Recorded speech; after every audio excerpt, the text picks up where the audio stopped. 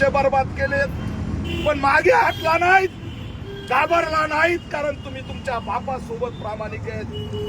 अहो तुम्ही आहेत म्हणून बाबासाहेबांची अस्मिता आहे.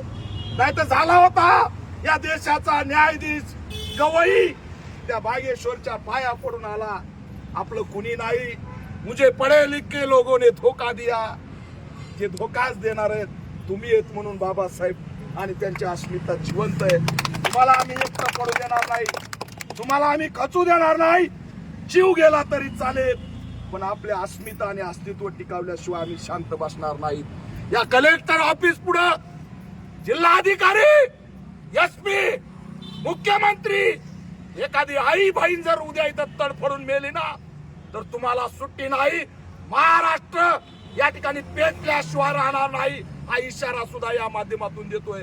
म्हणून तात्काळ आमचं पुनर्वसन करा. आम्हाला ते गाव नको, आम्हाला वस्ती द्या, स्वातंत्र्य जगणं द्या, अन्न द्या, निवारा द्या, पाणी द्या, रोजगार द्या. भीक मागत नाहीत. महामानव डॉक्टर बाबासाहेब आंबेडकरांनी त्यांच्या लेकरासाठी दिलेला हक्क मागतोय. हेच असणार आहे तुमच्या